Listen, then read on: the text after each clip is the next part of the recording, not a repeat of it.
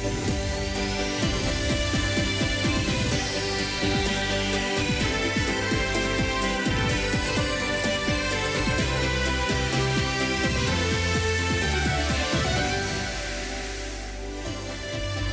siang pemirsa, Indus yang baik menghadirkan informasi-informasi terkini bersama saya Togi Sinaga dan inilah headlines pagi hari ini.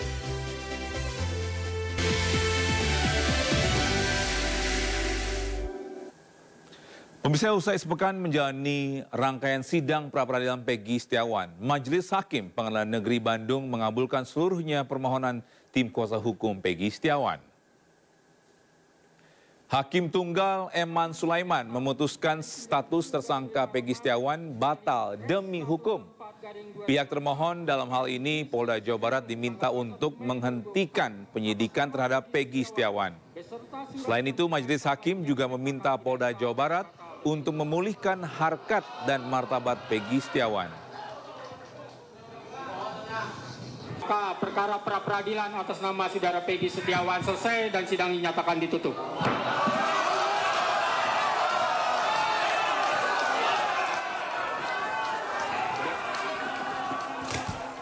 Garing 90 garing 5 Romawi garing Res 124 garing 2024 garing Diskreskrimum tanggal 21 Mei 2004 atas nama Peggy Setiawan beserta surat yang berkaitan lainnya dinyatakan tidak sah dan batal demi hukum.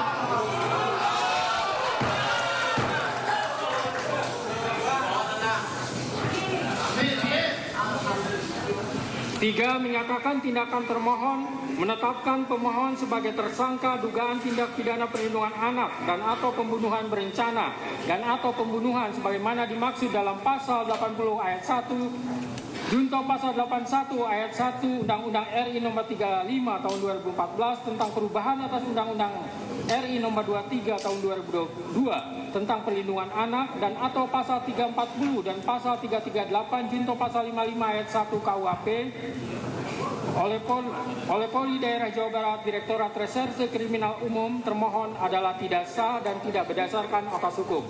4. Menetapkan surat ketetapan tersangka nomor Estaf garing 90 garing 5 Romawi garing Res 124 garing 2024 garing Diskreskrimum tanggal 21 Mei 2004 batal demi hukum. 5. Menyatakan tidak sah segala keputusan dan atau penetapan yang dikeluarkan lebih lanjut oleh termohon yang berkenaan dengan penetapan tersangka atas diri pemohon oleh termohon. 6. Memerintahkan kepada termohon untuk menghentikan penyidikan terhadap perintah penyidikan kepada pemohon. 7. Memerintahkan kepada termohon untuk melepaskan pemohon dari tahanan.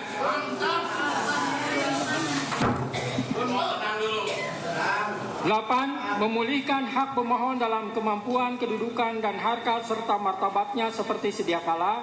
Dan 9. Membebankan biaya perkara kepada negara. Demikianlah diputus pada hari ini Senin, tanggal 8 Juli 2024. Ya, sementara itu pihak tim hukum Polda Jawa Barat menghormati keputusan Majelis Hakim Pengadilan Negeri Bandung. Tim Polda Jawa Barat akan segera menjalankan keputusan pengadilan. Apakah ini kesimpulannya kita akan cari Peggy yang lain atau seperti apa nantinya, Pak? Nanti kita akan koordinasi dengan penyidik.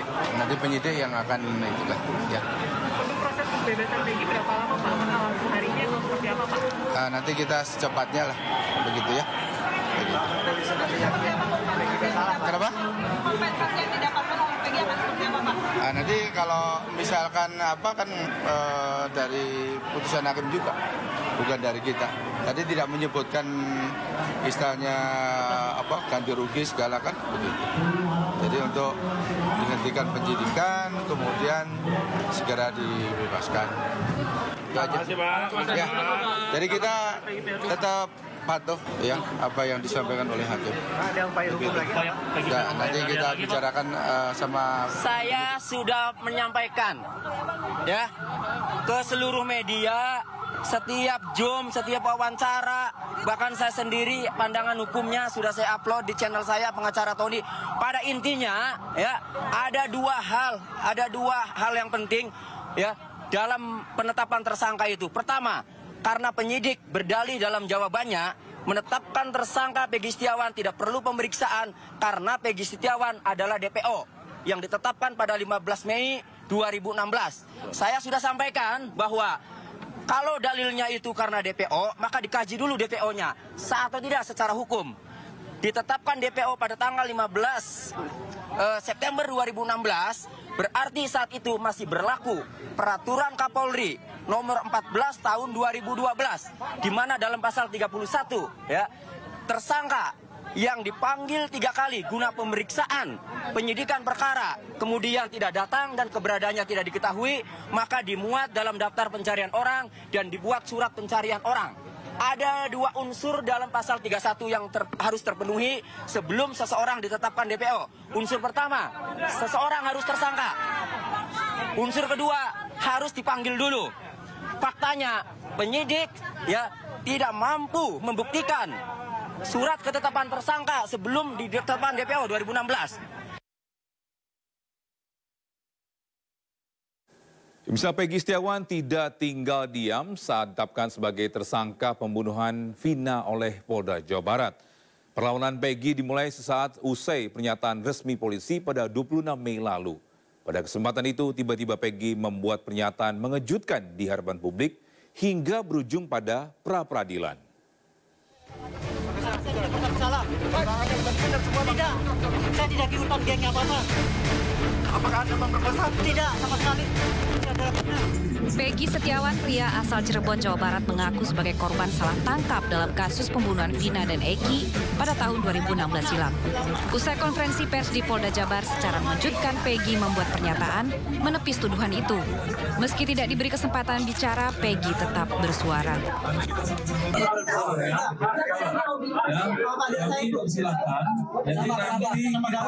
Saya tidak pernah saya mati.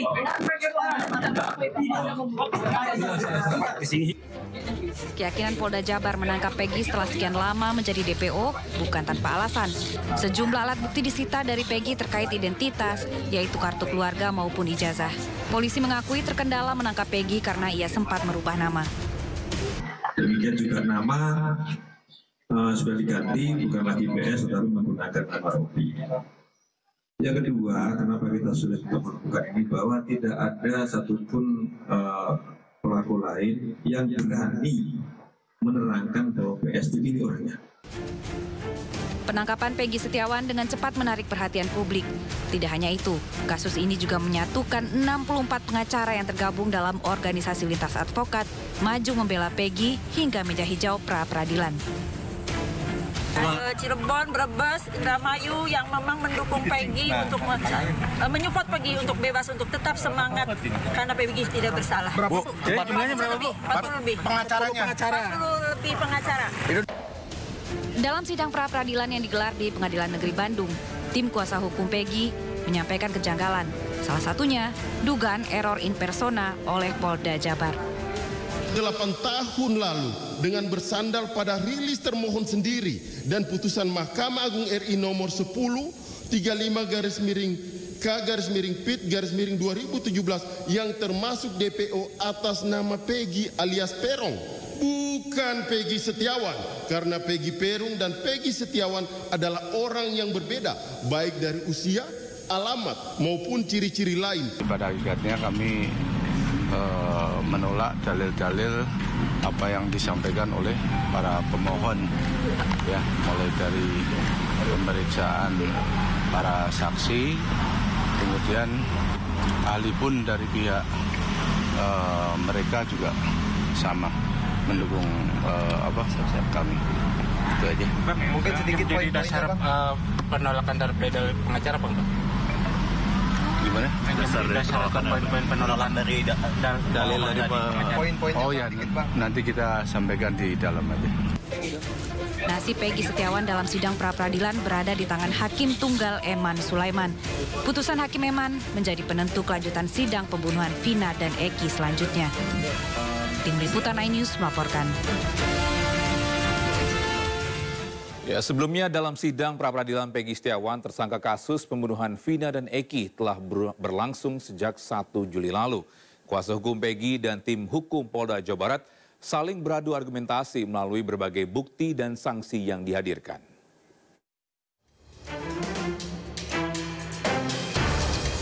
Sidang pra-peradilan terkait penetapan Peggy Setiawan sebagai tersangka pembunuhan Vina dan Eki pada 2016 silam sudah berlangsung hampir sepekan dengan dipimpin Hakim Tunggal Eman Sulaiman.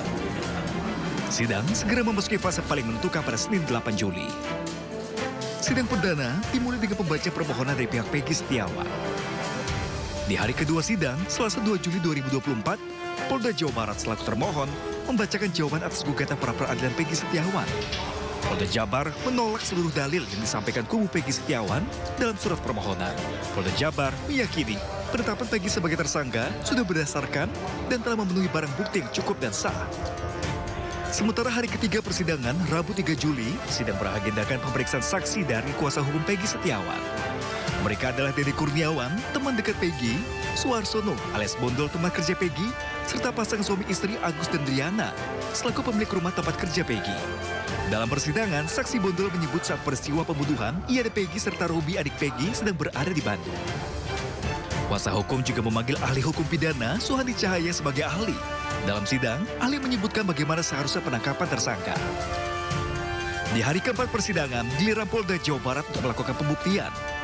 Pihaknya menghadirkan satu saksi ahli hukum pidana, Agus Surono.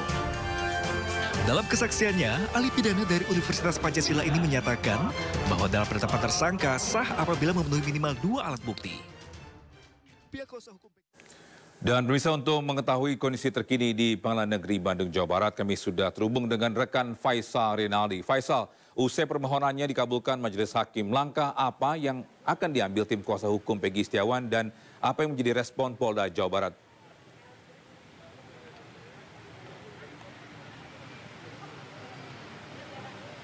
Ya, Togi dan juga pemirsa, langkah selanjutnya yang akan dilakukan oleh pihak Peggy Setiawan, informasi yang kami dapatkan usai sholat zuhur nanti atau sekitar pukul 12 waktu Indonesia Barat, kuasa hukum Peggy Setiawan bersama dengan keluarga dari Peggy Setiawan akan berlangsung bertolak ke Polda Jawa Barat untuk mengurus administrasi sekaligus menjemput Peggy Setiawan yang akan langsung bebas pada hari ini. Nah, untuk informasi yang kami dapatkan dari sisi termohon atau dari pihak Polda Jawa Barat, memang dalam putusan ini menghormati betul putusan yang sudah disampaikan oleh Hakim Tunggal Eman Sulaiman, di mana pihak Polda Jawa Barat tadi ketika kami tanya apa langkah selanjutnya yang akan dilakukan oleh pihak Polda Jawa Barat, namun tadi disampaikan oleh Kabid Kum Polda Jawa Barat Kombes Pol Nur Hadi Handayani mengatakan bahwa langkah selanjutnya ini masih akan berkoordinasi terlebih dahulu kepada penyidik. Langkah-langkah apa yang nantinya akan dilakukan oleh Polda Jabar? Apakah akan melanjutkan proses penyidikan kasus pembunuhan Vina dan Eki Cirebon yang terjadi pada 2016 lalu? Atau ada langkah lain? Nantinya kita masih akan menunggu, Togi, apa yang akan dilakukan oleh pihak Polda Jawa Barat. Kami informasikan, Togi, bahwa untuk agenda hari ini, Hakim Tunggal Eman Sulaiman secara resmi memutuskan bahwa menerima gugatan pra-peradilan yang dilayangkan oleh kubu Peggy Setiawan. Ada berbagai pertimbangan yang disampaikan oleh Hakim Eman Sulaiman tadi ketika membacakan putusan tersebut. Di antaranya adalah tepatnya soal kalimat atau pernyataan dalil yang disampaikan oleh pihak termohon terkait untuk menetapkan seseorang sebagai tersangka hanya berdasarkan 2 alat bukti saja. Nah, tadi yang disampaikan oleh Hakim Eman Sulaiman bahwa Hakim tidak setuju dengan dalil tersebut, melainkan selain 2 alat bukti harus ada pemeriksaan atau pemanggilan terlebih dahulu terhadap seseorang kurang lebih sebanyak 2 kali sebelum orang tersebut ditetapkan sebagai tersangka. Memang ini yang tidak ada di dalam penyelidikan atau tahapan kasus ini, di mana pihak kepolisian dari Polda Jawa Barat memang belum pernah memanggil Peggy Setiawan bahkan sejak 2016. Nah, ini yang menjadi pertimbangan oleh Hakim Tunggal Eman Sulaiman untuk menerima gugatan pra-peradilan Peggy Setiawan.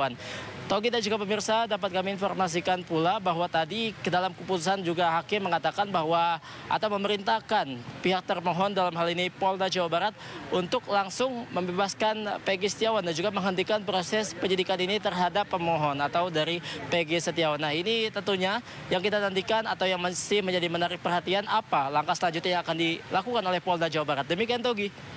Baik, terima kasih Faisal Rinaldi, dan kami akan tunggu perkembangannya. Selamat bertugas kembali. Pemirsa, penetapan tersangka Peggy Setiawan yang diyakini merupakan Peggy Peron menuai banyak pertanyaan. Kuasa hukum Peggy Setiawan mengaku sempat mendapat telepon dari seseorang yang mengetahui sosok Pergi Perong dan saat ini masih berada di kawasan Cirebon. Pagi-pagi telepon dari salah seorang, nggak usah sebutin ya, anggota Intel atau apa, yang jelas saya kan mantan anggota juga. Nah, jadi ada telepon mengatakan, Bang, sebenarnya Bang, si Peggy yang ditangkap itu, menurut informasi bukanlah Peggy Perong. Peggy Perong itu memang ada Bang, tetapi di geng motor. Kak saya bilang, tolong kamu dalami lagi. Tolong dalami, tapi gini Bang, orang ini mereka ini persatuannya mereka kuat Bang. Kuat, tetapi yang jelas itu Peggy Perong itu memang ada. Menurut pengakuan dari orang menelpon saya. Disebutkan di mana nggak Pak orangnya? Ya ada di seputaran Cirebon itulah. Makanya saya bilang agar aparat ini mencari informasinya sebenarnya. Kita kan banyak intelijen kita. Banyak loh. Bahkan saya pun sebenarnya kita siap. Kita cari, ayo kita sama-sama. Jangan sampai saya bilang, jangan sampai orang yang tidak bersalah dihukum. Kasihan berulang kali saya bilang. Dan saya pun tidak ikhlas, kan saya sampaikan, saya tidak ikhlas yang ngebunuh itu berkeliaran. Tidak ikhlas. Saya siap membantu juga kok. Dengan cara jaringan saya kan mungkin, saya nggak mengatakan dari Intel atau dari mana. Maka saya bilang, karena background saya tentara, ya mungkin saya adalah teman-teman dari Intel, dari segala macam. Kita cari informasi sebenarnya. Berarti bisa dikatakan jika nanti keputusan hakim ini menolak, terus kemudian dari kuasa hukum sendiri ini mulai akan menyelidiki Peggy Perong yang dimaksud yang sedang berkeliaran di Cirebon. Oh jelas, kita berusaha. Dan kita siap menghadapi perkara ini di pokok perkara. Sementara itu, penasehat Kapolri Irjen Pol Purnawirawan Arianto Sutadi tidak menutupi kejanggalan-kejanggalan yang terjadi pada kasus pembunuhan Vina. Dalam program Rakyat Bersuara beberapa waktu lalu, Arianto dengan tegas menyatakan kejanggalan kasus tersebut sudah terjadi sejak awal penyidikan hingga keputusan ingkrah. Kasus Vina dan terbunuhnya Ika dan Eki dan Vina ini sebetulnya kasus biasa, pembunuhan yang terjadi di wilayah Cirebon sana ya, gitu. Kemudian sudah diproses melalui penyidikan dan sudah diperiksa oleh jaksa, sudah diperiksa oleh hakim, disidangkan dan diputus, kemudian naik banding, kemudian kasasi sampai inkrah, selesai itu, ada yang menjalankan putusan. Ketika itu berjalan, 2016 itu, tidak terjadi apa-apa, ribut. Baru ribut ketika ada film itu kan, jebret, film itu ceritanya begini. Wah, timbul pertanyaan, ini benar nggak pengadilan gitu kan, kayak gitu. Ditambah lagi dengan pernyataan-pernyataan daripada saksi yang mencabut lah, kemudian yang salah tangkap lah, yang kemudian 8 tahun tidak ditangkap, kemudian kenapa baru sekarang dan sebagainya. Yang muncul kemudian adalah masing-masing orang, masing-masing pakar, masing-masing pengamat dengan informasi yang diterima mempunyai asumsi dan disampaikan di publik. Akhirnya kan jadi bingung. Kalau ini kasus ini saya belum menghitung berapa kasus yang kejanggalannya, tapi kejanggalannya memang terjadi mulai dari awal pertama kali. Kok Pak Arianto mengakui bahwa memang ada kejanggalan? Ada banyak Pak, banyak sekali. Ya, kita ingat bahwa Pak Arianto atau kasus Sambo dulu adalah termasuk yang menyuarakan bahwa kasus ini adalah kasus yang harus dibongkar karena ada sesuatu di dalamnya. Ya. Perlu saya tegaskan ya, saya bekas polisi, tapi saya tidak menutupi polisi yang nakal. Tetapi saya ingin menjelaskan kenyataan yang menurut saya dari pandangan saya. Kejanggalan ini banyak sekali kalau dilihat ya, dari pertama kali kasus dibilang kecelakaan lalu lintas kok lukanya parah kayak gitu. Kemudian yang kedua, begitu Pak Eki itu nangkap, kemudian kan mestinya kalau penyidik itu kan harusnya yang bersangkutan ini ya, tapi kok gitu nyatakan gitu. Kemudian kok menggebukin dan sebagainya. Kemudian setelah itu berkas dikirim ke Polda. Ada saksi diarahkan dan lain sebagainya. Ada saksi diarahkan, bahkan di belakang lagi, wah ini ada desain ini narkoba dan sebagainya. Kan banyak sekali yang berkembang di lapangan gitu ya. Nah, kejanggalan kedua kalau saya boleh lihat ya, ini supaya rakyat juga tahu. Kalau berkas itu dikirim ke jaksa, kewajiban jaksa adalah untuk membuktikan apakah cukup nggak buktinya itu. Untuk itu. Tapi kenyataannya kan tidak, kita sendiri heran ya. Loh, kasus pembunuhan kayak gitu kok DNA-nya nggak suruh ambil, kemudian saksi ini nggak diperiksa semua. Kejanggalan jaksa. Jadi kejanggalan di jaksa adalah kenapa sampai BAP yang gombal kayak gitu kok diterima? Itu. Kenapa nggak dilengkapi, suruh lengkapi? Udah gitu sampai di pengadilan. Waduh, saya juga heran juga. Dari dulu saya pernah mengatakan, kok dengan bukti sesimpel itu kok hakim berani memutus? Apalagi mutusnya 340 pemerkosaan dan buset. Itu kalau di dalam kasus itu kan pembuktiannya kan panjang banget. Jessica yang dulu diracun gitu aja setahun itu sidangnya. Iya kan? Kalau hakim yang benar ini ya, sorry saya nggak ngoreksi hakim gitu. Dalam pembuktian seperti itu mestinya ya scientific crime investigation ditanya gitu.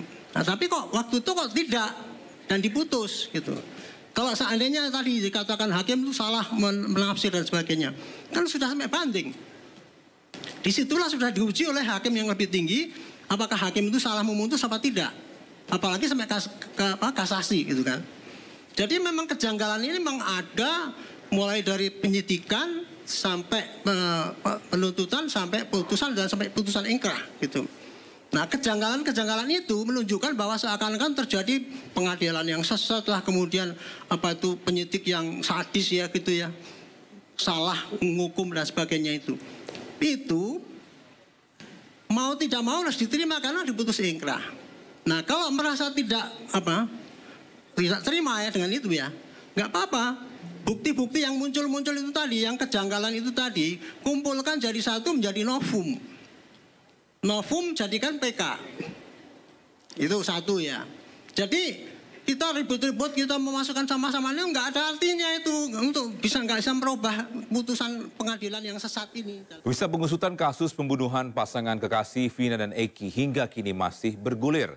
Teranyar majelis hakim menggugurkan status tersangka Peggy Setiawan yang sempat diyakini sebagai buronan 8 tahun silam. Dan berikut kami tampilkan perjalanan kasus pembunuhan dua sejoli Vina dan Eki.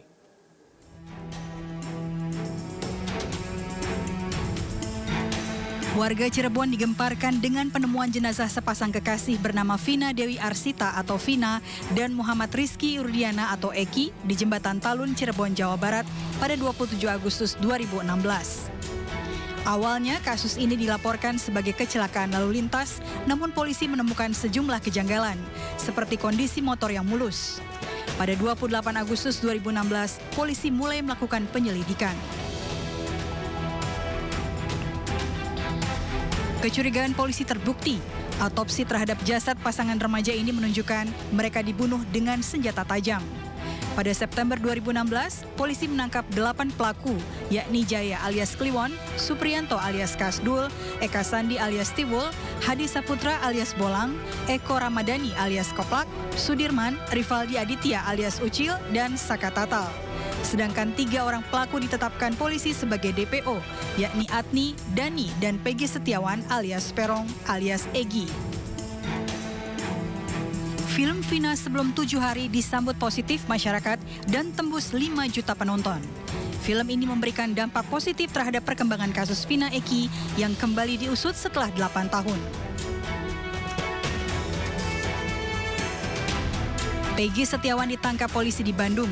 Polisi mengklaim Peggy Setiawan adalah sosok Peggy Perong yang buron selama 8 tahun. Namun Peggy Setiawan membantah dengan berteriak di hadapan wartawan. Tim kuasa hukum Peggy Setiawan yang dikomandoi Tony RM mendaftarkan gugatan pra-peradilan di Pengadilan Negeri Kota Bandung. Menurut Tony, saat pembunuhan Vina Eki terjadi, Peggy tengah bekerja menjadi kuli bangunan di Kota Bandung. Nasib Peggy Setiawan akan diputuskan hari ini dalam sidang putusan pra-peradilan yang digelar Pengadilan Negeri Kota Bandung. Kubu Peggy yakin majelis hakim akan mengabulkan gugatan pra-peradilan. Sementara Polda Jabar menolak seluruh dalil gugatan pra-peradilan yang diajukan pihak Peggy. Sedangkan Hakim Eman Sulaiman berjanji akan memberikan keputusan yang terbaik dan seadil-adilnya. Tim Liputan iNews melaporkan.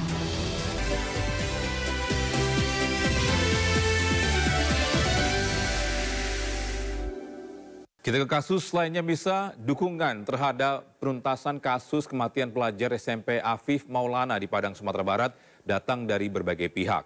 Seorang saksi mengakui memang benar ia dan Afif akan tawuran pada malam kejadian tersebut.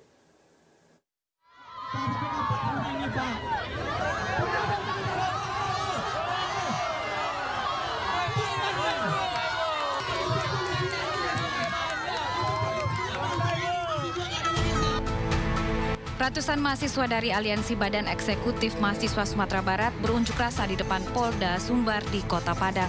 Mahasiswa menuntut agar Kapolda Sumbar segera menuntaskan kasus tewasnya Afif Maulana, bocah SMP yang tewas diduga akibat dianiaya personil polisi. Kami menuntut keras bahwasanya Polda Sumatera Barat harus mengusut tuntas kasus Afif Maulana dengan secepat-cepatnya. Tidak ada yang ditutup-tutupi dan tidak dialih-faktakan semuanya. Yang ketiga, kami mengutuk keras segala macam bentuk penyiksaan terhadap rakyat, segala macam bentuk penindasan kepada rakyat itu sendiri. Karena pada hari ini polisi seharusnya mengayomi masyarakat, tidak menindas rakyat. Silakan terbuka hadir di sini, mana? Mana saksi-saksinya? Sampai saat ini kita selalu minta saksi, bukti, jangan katanya, jangan dugaan, jangan katanya mau cepat selesai. Kami turut berduka cita dengan kejadian ini, sehingga kita berusaha secepatnya untuk menyelesaikan kasus ini. Salah satu saksi yang juga rekan Afif mengakui pada saat malam kejadian, ia bersama dengan Afif mengendarai motor hendak taburan. Saat melihat polisi, Afif sempat menyatakan ingin lompat dari jembatan Kuranji agar bisa meloloskan diri. Terus berdirilah Adit sama Afif ini kan Pak, sebelah kiri di dekat trotoar Pak, di pinggir jembatan. Afif ini ngomong sama dia, Pak, Bang melompat kita Bang. Dijawab Pak, enggak deh Abang enggak melompat, Abang menaikkan diri aja. Abang mau cari handphone Bang dulu ya, yang melompat adek. Pas adik ngebelakang si Afif mau cari handphone Pak, kita tangkap Adit sama Pak polisi petugas Pak. Hingga kini Polda Sumbar masih menyelidiki kasus kematian Afif Maulana di jembatan Kuranji, Kota Padang. Berdasarkan hasil otopsi forensik dan alat bukti, korban tewas akibat terjatuh dari atas jembatan. Kematian pelajar SMP itu menimbulkan kecurigaan adanya dugaan penganiayaan oleh personil polisi. Polda Sumbar telah memeriksa 17 anggota polisi yang bertugas pada malam itu, dan bila terbukti melakukan pelanggaran prosedur saat menangkap pelaku tawuran, maka akan diberi sanksi disiplin. Dari Padang, Sumatera Barat, Budi Sunandar, iNews melaporkan. Sementara itu, Lembaga Bantuan Hukum Padang meyakini terdapat unsur penganiayaan pada kasus tewasnya Afif Maulana di jembatan Kuranji, Kota Padang. Polda Jawa Barat Sumbar maksud kami menyatakan tetap bekerja pada kasus kematian Afif. Polda Sumatera Barat sampai saat ini masih melanjutkan proses penyelidikan kasus penemuan mayat di jembatan Kuranji, dan kasus yang diduga pelanggaran oleh anggota di Polsek Kuranji. Jadi masih melanjutkan kasus tersebut. Sampai saat ini pihak dari Polrestra selaku penyidik masih tetap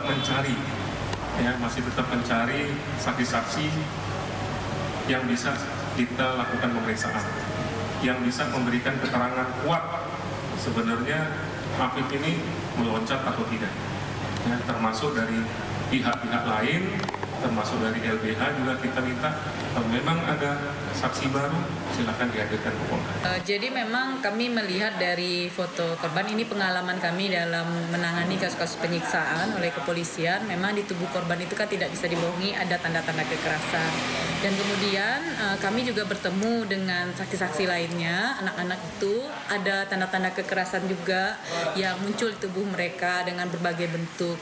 Nah, tentu itu meyakinkan kami ada tindakan penyiksaan yang mereka rasakan. Ketika kami menanyakan siapa yang diduga melakukan itu, mereka mengatakan bahwa ada kepolisian, dan waktu itu memang sudah dikonfirmasi oleh penyidik ada patroli dari tim Sabara Polda Sumbar begitu. Kami sempat bertemu dengan saksi A dan kami merekam pembicaraannya. Kami sempat bertemu, lalu kemudian kami membuat surat pernyataan atas pernyataannya itu, dan tidak ada informasi waktu itu yang diberikan ke kami. Yang diinformasikan sempat dia, ayo kita lari Bang, begitulah. Apakah kita mau loncat atau apa gitu. Ada pembicaraan seperti itu, dan waktu itu kami sempat bertanya, apakah kamu yakin dia melompat, apakah kami ini, dan waktu itu jawabannya di depan kami dia mengatakan tidak situasinya. Dan kemudian pernyataannya itu dia katakan dia sempat juga tidak melihat korban AM ini karena situasi kacau balau berlari-larian begitu situasinya, begitu ada yang dibekuk, ada ini, dan kemudian saudara A ini juga dibekuk begitu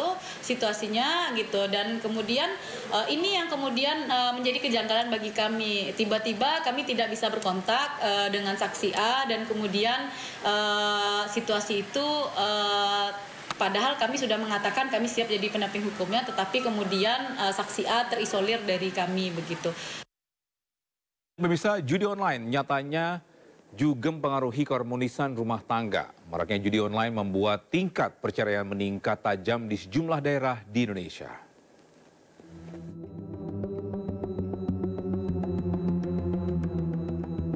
Lebih dari 1.000 istri di Jakarta Barat menggugat cerai suaminya, diantaranya karena keranjingan judi online. Berdasarkan data pengadilan, kasus perceraian di Jakarta Barat dari bulan Januari hingga Juni 2024 mencapai 1.943 perkara. Sementara gugatan cerai diajukan istri sebanyak 1.287 perkara. Mayoritas alasan para istri menggugat suaminya lantaran permasalahan ekonomi hingga suami yang keranjingan judi online. Kekurangan ekonomi ya. Kekurangan ekonomi ya. Jadi artinya kekurangan ekonomi tentunya tidak tercapainya ya kebutuhan hidup sehari-hari dalam rumah tangga. Artinya tidak tercapainya pemenuhan kebutuhan hidup dari sang suami terhadap istri, gitu kan. Bahkan istrinya juga ikut bekerja. Ternyata memang juga tidak tertutupi, kan gitu kan. Tidak hanya di kota besar, di Bojonegoro, Jawa Timur, ramai-ramai mengajukan cerai ke pengadilan agama. Data di Pengadilan Agama Kota Bojonegoro selama bulan Januari hingga bulan Juni tahun 2024, sedikitnya 1.401 warga mengajukan perkara cerai. Jumlah tersebut tergolong meningkat dibanding 6 bulan pertama di tahun 2023. Panitia Pengadilan Agama Bojonegoro mengatakan faktor yang mendominasi gugatan cerai adalah karena suami yang kecanduan judi online. Jumlahnya mencapai 201 perkara. Komnas Perempuan mencatat peningkatan jumlah perceraian akibat judi online terjadi di seluruh Indonesia. Pada tahun 2020 ada 648 perkara perceraian akibat judi. Jumlah ini terus meningkat. Tahun 2021 jumlahnya mencapai 993 kasus. Sementara pada 2022 ada 1.178 kasus perceraian.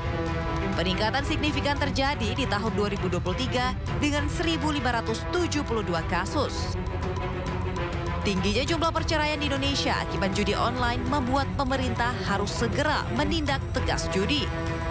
Tim Liputan iNews melaporkan. Pemirsa, DPR dan pemerintah menyepakati angka pertumbuhan ekonomi sebesar 5,1 hingga 5,5% di 2025. Angka tersebut berbeda dengan tertera dalam rencana kerja pemerintah tahun 2025 berkisar di angka 5,3 hingga 5,6%. DPR dan pemerintah menyepakati angka pertumbuhan ekonomi sebesar 5,1 hingga 5,5% di 2026. Proyeksi pertumbuhan ekonomi ini utamanya akan ditopang oleh permintaan domestik yang masih kuat dan kebijakan fiskal dalam menjaga stabilitas ekonomi, serta mendorong akselerasi transformasi ekonomi nasional. DPR dan pemerintah sepakat untuk mendorong alokasi belanja negara yang diarahkan pada program-program yang lebih produktif untuk mendukung pertumbuhan serta memastikan keadilan dan ketetapan dalam belanja sosial. Menteri Keuangan Sri Mulyani mengakui target pertumbuhan ekonomi 2025 sebesar 5,1% hingga 5,5%, berbeda dengan yang tertera dalam rencana kerja pemerintah tahun 2025 berkisar di angka 5,3 hingga 5,6%. Sri Mulyani memastikan perbedaan asumsi dan rentan angka terkait target pertumbuhan ekonomi masih perlu disinkronkan. Selain target pertumbuhan ekonomi, DPR dan pemerintah juga menyepakati sejumlah asumsi makro lainnya. Di antaranya laju inflasi 1,5 hingga 3,5%, nilai tukar rupiah 15.300 hingga 15.900, dan tingkat suku bunga SBN 10 tahun di kisaran 6,9% hingga 7,2%.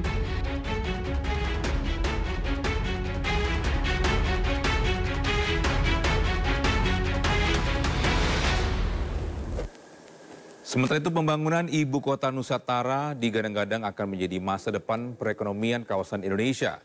Presiden Joko Widodo menegaskan bahwa IKN akan menjadi pusat pertumbuhan ekonomi baru, khususnya bagi wilayah Indonesia bagian tengah dan timur. Presiden Joko Widodo menegaskan kawasan Ibu Kota Nusantara di Kalimantan Timur bakal menjadi pusat pertumbuhan ekonomi baru, khususnya bagi wilayah Indonesia bagian tengah dan timur. Presiden menekankan bila IKN sudah mulai jadi kota yang hidup, akan banyak permintaan berbagai barang utamanya pangan dari IKN ke daerah-daerah sekitarnya, di mana IKN Nusantara disebut Presiden bakal menjadi pasar baru dengan potensi yang besar. Saya kira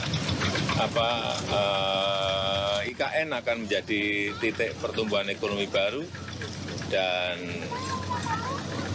kita ingin juga menjadi terjadi transformasi ekonomi, terutama yang berkaitan dengan ekonomi hijau. Nanti kan ada demand, ada permintaan dari pasar baru yang namanya IKN. Tentu saja kalau ada kelebihan produksi beras di sini bisa dikirim ke IKN. Ada kelebihan produksi sayur di sini bisa ditarik ke IKN. Ada bawang merah tadi yang juga harganya baik, sangat baik, 30.000 bisa ditarik ke IKN. Dalam kunjungan di Provinsi Sulawesi Selatan, Presiden Jokowi juga mengungkapkan Provinsi Sulawesi Selatan yang dikenal sebagai lumbung pangannya Indonesia pasti akan mendapatkan bagian dari peluang ekonomi di IKN Nusantara. Untuk itu, potensi tersebut harus menjadi titik pertumbuhan ekonomi baru dan transformasi ekonomi bagi kawasan Indonesia bagian tengah dan juga timur.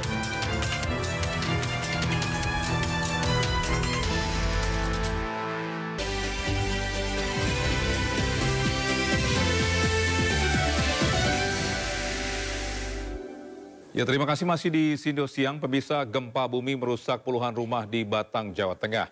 Sejumlah warga terluka tertimpa puing bangunan yang roboh.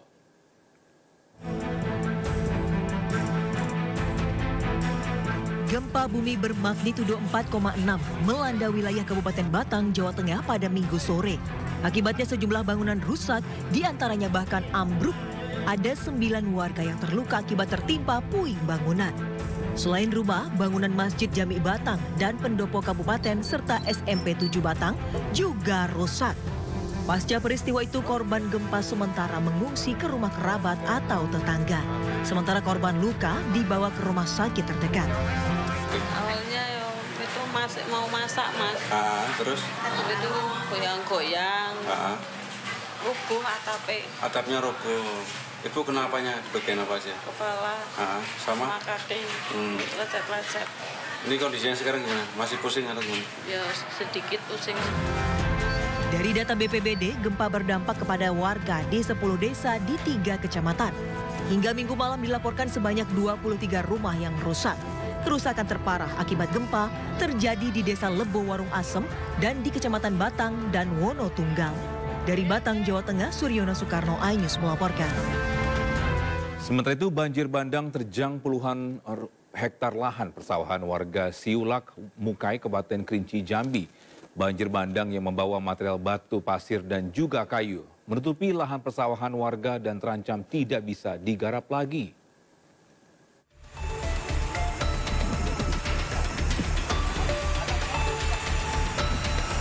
Banjir bandang ini terjadi akibat tingginya intensitas hujan di wilayah Kabupaten Kerinci beberapa hari terakhir. Banjir menerjang puluhan hektar lahan persawahan warga dengan material pasir, batu, dan kayu.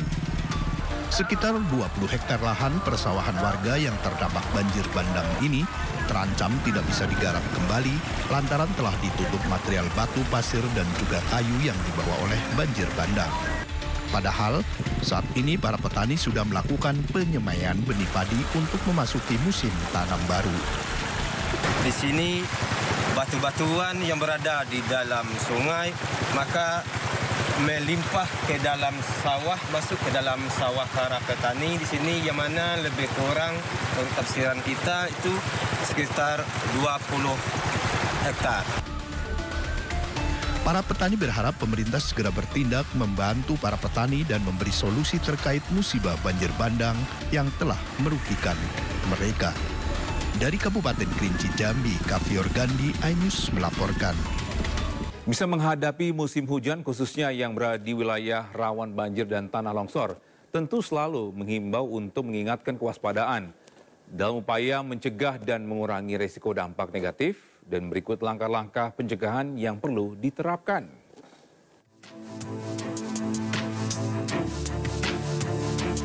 Berbagai cara bisa dilakukan untuk mengantisipasi bencana saat musim hujan. Di antaranya adalah tetap up to date dengan perkembangan cuaca dan pemantauan curah hujan di bmkg.go.id untuk mengetahui perkiraan cuaca. Kita dapat lebih siap dalam menghadapi potensi banjir dan tanah longsor. Pastikan saluran air di sekitar rumah atau permukiman tetap bersih dari tumpukan sampah dan material lain yang dapat menghambat aliran air. Membersihkan saluran air secara teratur akan membantu mengurangi resiko banjir. Membuang sampah pada tempatnya, terutama hindari membuang sampah di saluran air atau sungai. Tumpukan sampah dapat menyebabkan pendangkalan sungai yang dapat menjadi pemicu banjir saat hujan deras. Kemudian pemeriksaan dan perawatan terhadap tanah di sekitar rumah serta struktur bangunan sangatlah penting. Langkah-langkah seperti pembuatan saluran air, penggunaan dinding penahan tanah, dan penguatan struktur bangunan dapat membantu mencegah tanah longsor. Dan masyarakat diharapkan untuk wajib mengetahui lokasi tempat evakuasi dan prosedur evakuasi dini. Persiapkan diri dengan membawa perlengkapan penting dan selalu siap untuk meninggalkan area yang berpotensi terdampak. Banjir yang merendam wilayah Kecamatan Gegesik, Kabupaten Cirebon, Jawa Barat, turut merendam lokasi hajatan pernikahan warga. Meski di tengah genangan banjir, acara sakral tersebut tetap berlangsung dengan mempelai pria dan wanita yang tak memakai alas kaki.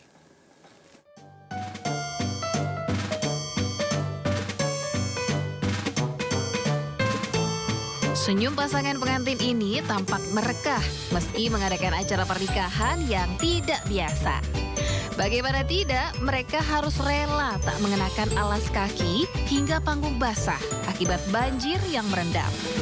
Pernikahan di tengah banjir setinggi 80 cm ini digelar di Desa Jagapura, Kecamatan Gegesik, Kabupaten Cirebon pada Minggu siang. Perjuangan pengantin dan para tamunya saat menerjang banjir menuju lokasi hajat sampai-sampai viral di media sosial.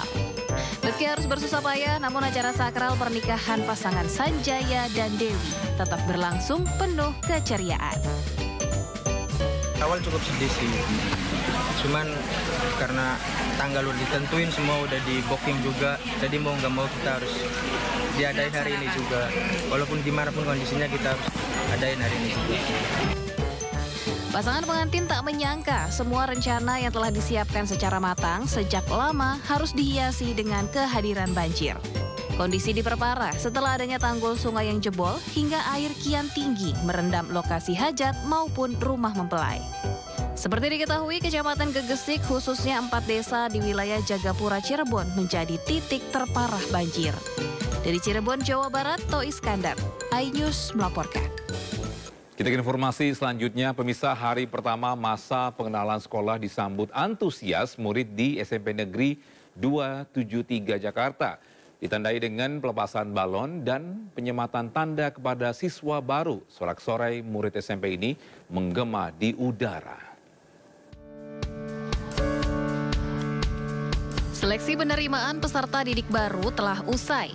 Hari ini, siswa yang lolos dalam seleksi menjalani masa pengenalan lingkungan sekolah atau MPLS. MPLS merupakan program penyambutan siswa baru sebelum memulai proses belajar mengajar. Diadakannya MPLS ini juga bertujuan untuk mendukung proses belajar mengajar. MPLS akan dilaksanakan selama 3 hari. Hari pertama MPLS di SMPN 273 Jakarta disambut antusias oleh para murid, ditandai dengan pelepasan balon. Seru, kayak seneng. Udah siapin apa aja nih masuk sekolah baru? Banyak sih, kayak buku, tas, sepatu, udah nemplek. Nah, di dalam kegiatan MPLS ini ada berbagai macam jenis kegiatan pengenalan ekstrakurikuler yang ada di sekolah gitu. Dan beberapa materi yang memang materi ini sangat bagus untuk mereka ya. MPLS dilaksanakan tidak sekedar mengenalkan lingkungan sekolah. MPLS juga bertujuan untuk mengenali potensi diri dari siswa, membantu siswa baru beradaptasi, serta menumbuhkan motivasi dan semangat. Dari Jakarta, Ismalia Irian Syahwahyudi, iNews melaporkan. Kita ke informasi selanjutnya, bisa usai sepekan menjalani rangkaian sidang pra-peradilan Peggy Setiawan, Majelis Hakim Pengadilan Negeri Bandung mengabulkan seluruhnya permohonan tim kuasa hukum Peggy Setiawan. Hakim Tunggal Eman Sulaiman memutuskan status tersangka Peggy Setiawan batal demi hukum. Pihak termohon dalam hal ini Polda Jawa Barat diminta untuk menghentikan penyidikan terhadap Peggy Setiawan. Selain itu, Majelis Hakim juga meminta Polda Jawa Barat untuk memulihkan harkat dan martabat Peggy Setiawan. Perkara pra-peradilan atas nama saudara Peggy Setiawan. 1. Mengabulkan permohonan pra-peradilan pemohon untuk seluruhnya. 2. Menyatakan proses penetapan tersangka kepada pemohon berdasarkan surat ketetapan nomor S/90/5 Romawi /Res 124/2024 Diskreskrimum tanggal 21 Mei 2004 atas nama Peggy Setiawan beserta surat yang berkaitan lainnya dinyatakan tidak sah dan batal demi hukum.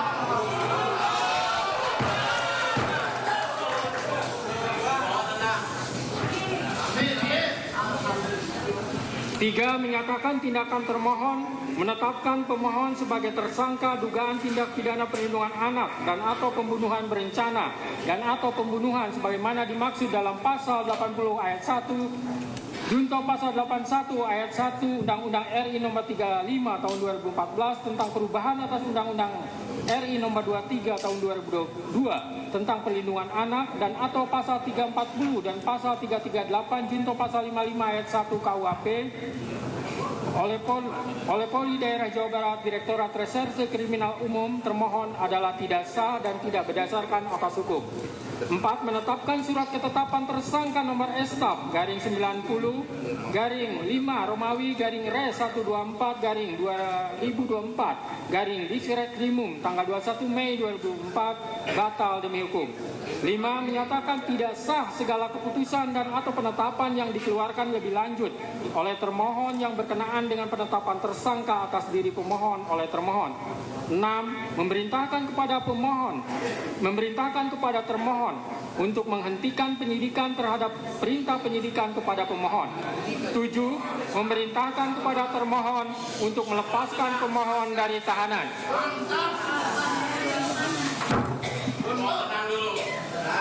8. Memulihkan hak pemohon dalam kemampuan, kedudukan, dan harkat serta martabatnya seperti sedia kala. Dan 9. Membebankan biaya perkara kepada negara. Demikianlah diputus pada hari ini Senin, tanggal 8 Juli 2024.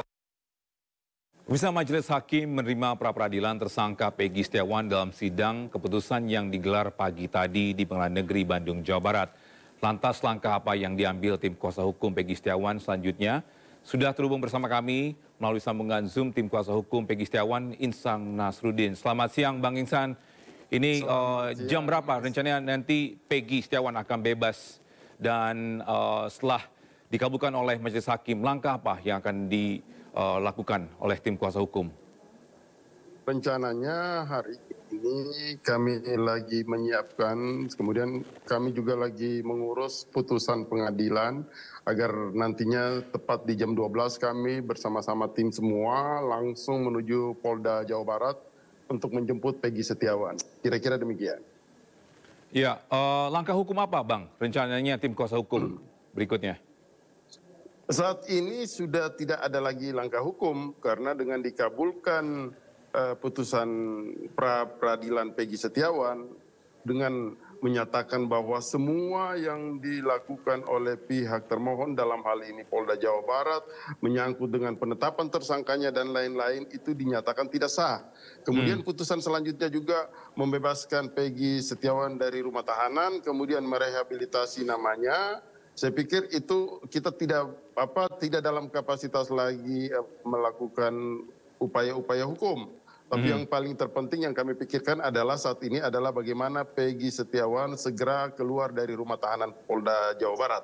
Kira-kira demikian, Mas. Ya, Bang Ingsan, mungkin bisa cerita sedikit terkait dengan respon keluarga ini terkait dengan keputusan hakim oleh Peggy. Bagaimana mereka rasanya? Ya, yang pasti penuh dengan tangisan haru ya, tangis bahagia. Memang sejak semula mereka jauh berpemikiran, kemudian tidak ada kaitan sama sekali Peggy Setiawan dengan kasus pembunuhan Vina dan Eki di Cirebon. Oleh karena itu pihak keluarga benar-benar bahagia, kemudian haru, kemudian perasaan senang itu bercampur aduk semua. Dan pihak keluarga juga jauh dari itu mengucapkan banyak terima kasih kepada tim kuasa hukum, kemudian banyak mengucapkan ucapan terima kasih juga kepada seluruh masyarakat Indonesia, seluruh warga negara Indonesia atas supportnya dalam memberikan atensi terhadap perkara Peggy Setiawan ini. Seperti itu, Mas. Bang Ingsan, ini nanti setelah dijemput Peggy, rencananya mau dibawa kemana, Bang? Dan siapa saja rencananya akan menjemput beliau? Jadi penjemputan ini dilakukan beramai-ramai, pihak keluarga, kemudian hampir semua tim kuasa hukum, kemudian beberapa support dari kawan-kawannya Peggy Setiawan sendiri yang akan hadir ke Polda Jawa Barat. Selanjutnya lagi bahwa apakah nantinya langsung ke Cirebon atau masih di Kota Bandung ini, paling setelah pasca dikeluarkannya Peggy, kami bisa berbicara langsung, saling bertukar pikiran kira-kira keinginan Peggy seperti apa. Mungkin setelah dari itu baru kami bisa putuskan, Mas. Baik. Gitu kan, apakah dia harus di Cirebon atau masih di Bandung dulu. Kira-kira demikian. Ya, Bang Ingsan, untuk selanjutnya apakah akan mengambil langkah hukum ini untuk menggugat pihak Polda Jawa Barat? Kalau sampai saat ini, terus terang kami dari pihak kuasa hukum Peggy Setiawan itu belum berpemikiran apakah kita akan menggugat Polda Jawa Barat terhadap kekeliruan ini atau tidak. Karena pemikiran kami ini sekarang ini masih dibungkus oleh rasa alhamdulillah, kemudian masih berpemikiran bahwa Peggy Setiawan lepas dulu dari tahanan. Itu aja dulu yang kami pikirkan. Kami belum berpemikiran apakah mau menggugat atau apakah menuntut ganti kerugian dan sebagainya. Itu kami belum berpikir ke arah situ, Mas. Ya, kan? Bang Ingsan, apakah selanjutnya pun juga tim kuasa hukum akan ini ya, mungkin membantu Polda Jawa Barat untuk mencari Peggy Peron nih ya? Karena kan salah nangkap dia.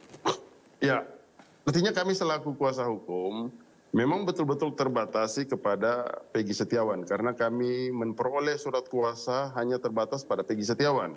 Namun terlepas dari itu, manakala kami mengetahui informasi terhadap perkara ini, bisa saja kami memberikan support kepada Polda Jawa Barat, memberikan masukan kepada Polda Jawa Barat, atau secara tidak langsung membantu Polda Jawa Barat untuk mengungkap perkara ini. Oke, kira-kira demikian. Oke, apakah juga tim kuasa hukum akan membantu untuk proses hukum untuk ini ya, mencari terkait dengan kasus Vina dan Eki? Sampai saat ini, karena saya suka dengan berbicara dengan apa adanya, artinya faktanya seperti apa, saat ini kami juga belum menerima kuasa apapun dari pihak-pihak lain, kami hanya terbatas kepada Peggy Setiawan saja. Jadi kami bereskan dulu Peggy Setiawan, tapi apakah nantinya para terpidana itu akan kami bantu atau tidak, kira-kira kalau saat ini terlalu prematur untuk saya jawab, Mas. Ya kan, nanti kita tunggu aja waktunya seperti apa perkembangannya. Yang pasti bahwa hari ini kami ingin semua pekerjaan kami clear, tuntas, Peggy Setiawan bisa kembali, kami buktikan berkumpul kepada keluarganya. Peggy Setiawan mulai bisa beraktivitas sebagaimana sebelum adanya perkara ini. Iya, apakah kira-kira seperti demikian? Iya. Bang Ingsan, apakah dari tim kuasa hukum untuk ini ya membuktikan bahwa beliau ini mungkin sudah bersih, nama yang baiknya sudah kembali pulih, apakah dari segi tim kuasa hukumnya itu sudah cukup saja? Ya, kalau untuk saat ini kami belum berpemikiran jauh, Mas, ya kan, apakah mau mengambil langkah, karena setelah Peggy Setiawan keluar, ya tentunya semua itu kami akan meminta pendapat langsung dari Peggy Setiawan sendiri. Kami akan berbicara karena kalau saat ini kan kalau dalam situasi penahanan beliau kan belum bisa secara bebas untuk menyampaikan pikirannya. Tapi insya Allah setelah keluar dari tahanan kan kita bisa bersama-sama untuk saling berdiskusi apa yang menjadi keinginannya, langkah apa yang harus kami tempuh. Pada prinsipnya kami kuasa hukum ini menjalankan setiap surat kuasa yang diberikan kepada kami. Kira-kira demikian. Baik, terima kasih Bang Ihsan Nasruddin atas informasinya. Semoga proses nanti berjalan dengan baik dan lancar ya Bang ya. Selamat siang Bang. Amin, amin, amin, amin. Selamat siang, terima kasih. Salam sehat.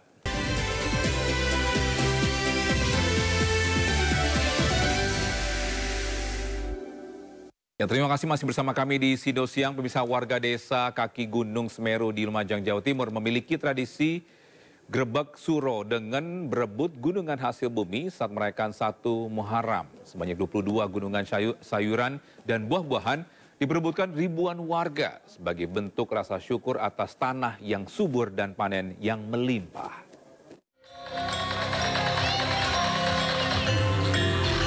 Dengan penuh sukacita, warga desa Sumber Mujur, Kecamatan Candipuro, Lumajang mengarak gunungan hasil bumi dari balai desa menuju hutan bambu.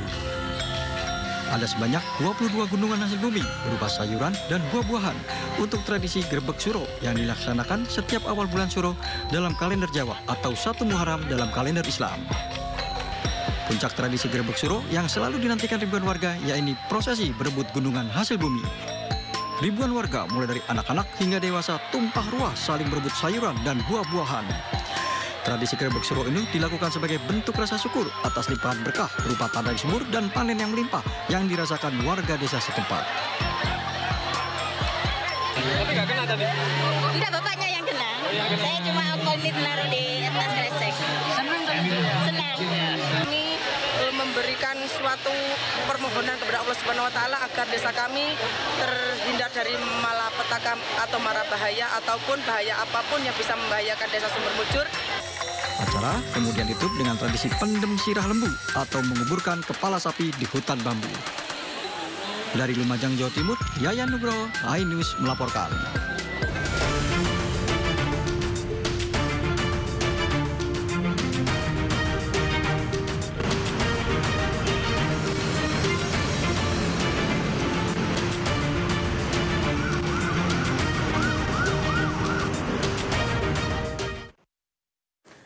Ya pemirsa, saatnya kita simak pantauan arus lalu lintas siang hari ini dan kami telah terhubung dengan Brigadir Treslinda dari NTMC Polri yang kini berada di kawasan Kalimalang, Jakarta Timur. Selamat siang Brigadir Treslinda, bagaimana pantauan arus lalu lintas dari tempat Anda melapor?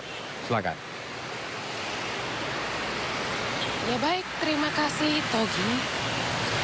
Dapat saya laporkan pada hari ini arus lalu lintas di kawasan Penas ini memang pada umumnya masih dalam keadaan ramai lancar. Persendatan kendaraan terjadi hanya di antrian traffic light saja. Sementara untuk arus lalu lintas dari arah Cawang yang akan mengarah ke Pondok Labu pada siang hari ini memang cukup padat, di mana dominasi kendaraan di kawasan ini lebih didominasi oleh kendaraan roda 2. Imbas kendaraan roda 2 ini mengakibatkan antrian panjang di traffic light pun terjadi sepanjang 200 meter. Selepas traffic light, kendaraan masih dapat melaju dengan kecepatan 20 sampai dengan 30 km per jam. Hal ini berkaitan dengan jam istirahat makan siang. Kemudian memang aktivitas kendaraan angkutan umum ke arah Pondok Labu ini juga menjadi salah satu faktor penyebab perlambatan kecepatan kendaraan ke arah sana. Kemudian antisipasi juga angkutan umum yang menaikkan dan menurunkan penumpang. Ini menjadi hal yang perlu jadi perhatian bagi para pengguna jalan. Kemudian untuk arus lalu lintas dari arah Cawang yang akan mengarah ke Cipinang dalam keadaan ramai lancar. Dan arus lalu lintas dari arah Cipinang yang akan mengarah ke Cawang juga dalam keadaan ramai lancar.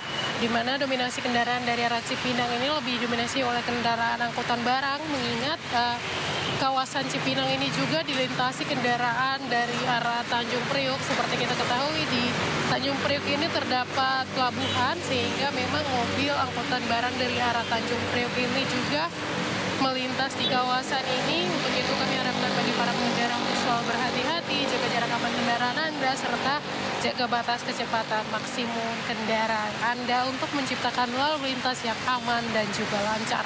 Untuk mengupdate informasi-informasi seputar arus lalu lintas terkini, kami siap melayani Anda di 1500669 atau melalui SMS center kami di 9119. Togi, kembali ke Anda, silakan. Baik, terima kasih Brigadir Tersinda atas laporannya dari kawasan Kalimalang, Jakarta Timur. Selamat bertugas kembali dan salam presisi.